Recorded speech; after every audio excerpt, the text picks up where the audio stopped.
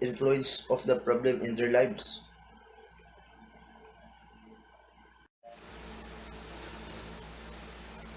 The concept of identity is important in narrative therapy. So, the approach aims not to conflate people's identities with the problems they may face or the mistakes we have. So, rather, the approach seeks to avoid modernist, essentialist nations of self that lead people to believe there is a biologically determined true self or true nature. Instead, identity, seen as primarily social, can be changed according to the choices people make. So, to separate people's identities from the problems, narrative therapy employs externalization conversations.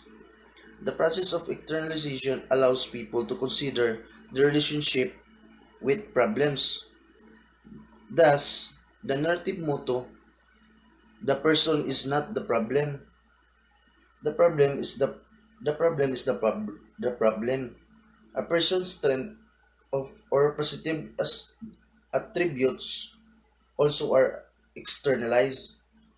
So allowing people to engage in the construction and the performance preferred identities. An, an externalization emphasis involves naming a problem so that a person can assess the problem's effect in their life, can analyze how the problem operates or works on their life, and in end can choose their relationship to the problem.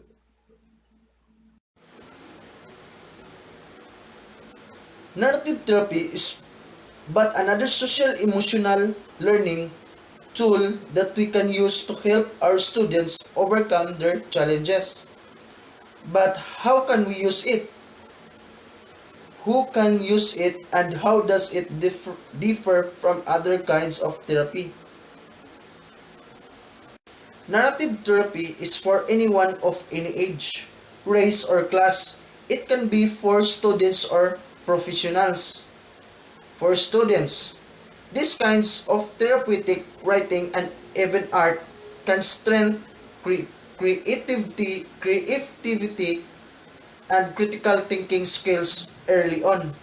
The externalization and the constructing portions of the practice often enhance their self-awareness, building conflict negotiation skills.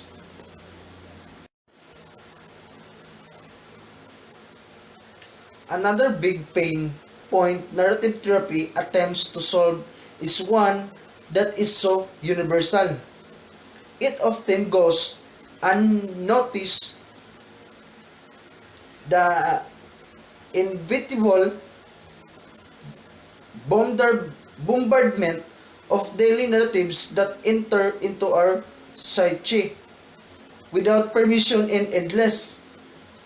From the moment we wake up, we are likely affected by a million different narratives and viewpoints per day. But with narrative therapy, we are empowered to take our power back and be our own narrator. If we hold any negative beliefs about ourselves, it's common to think that we are the problem rather than that we simply have a problem. Narrative therapy's next exercises is understanding that difference. So, when something is external to us, it's harder to be defined by it. When we write down our stories and begin to reflect on them, we can begin to create distance between ourselves and the problems we have. This is an essential part of the modality and for letting go of our problematic narratives.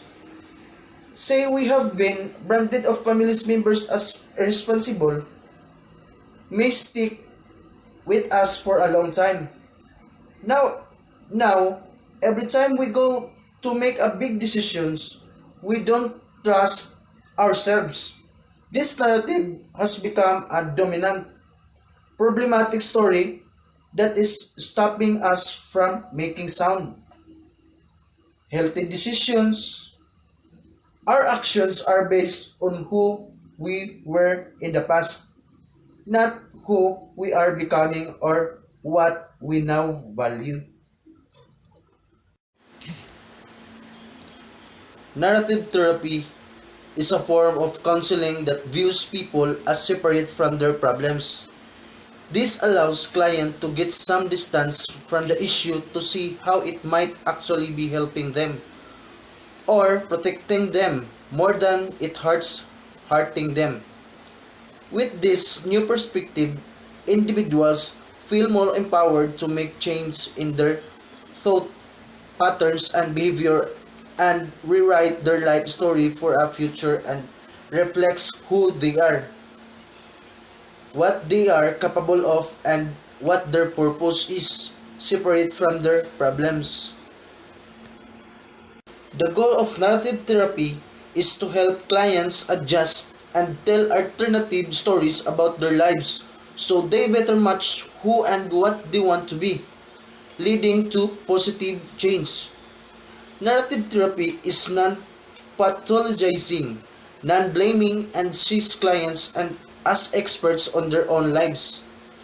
Narrative therapists view people as separate from their problems and strive to have clients view their problems that way too. That way, a client no longer sees a problem as an unchainable part of them, but as an external issues that can be changed.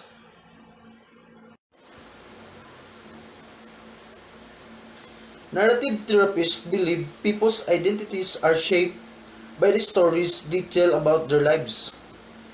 When those stories become focused on specific problems, the person often begins to view the problem as an inherent part of themselves. However, narrative therapy views people's problems as external to the individual and seeks to adjust the stories people tell about themselves in ways that let them see their problems this way too. Narrative therapies, this stance is quite different from many others forms of therapy in which the therapist takes the lead. So it can uncomfortable and take a lot of practice for clients of to successfully separate themselves from the problems.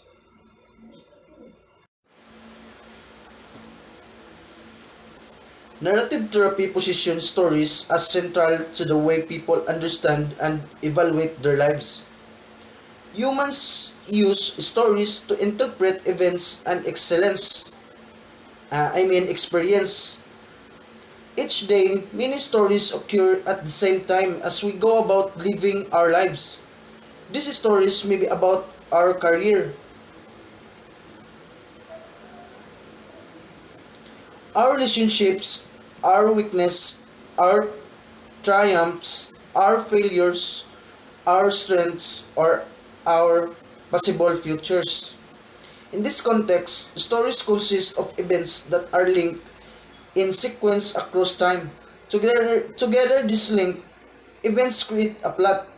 The meaning we assign of different stories is based on the context of our lives, both as an individual and as a product of our culture. The goal of this technique is to change a client's perspective so they no longer see themselves as problematic. Instead, they see themselves as a person with problems. This externalizes their problems, reducing and influence they have on the individual lives.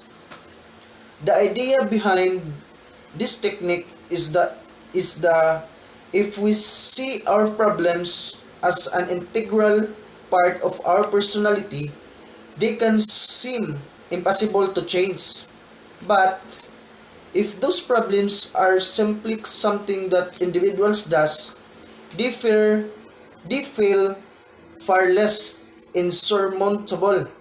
So it's often challenging for clients to embrace this perspective. However, doing so can be empowering and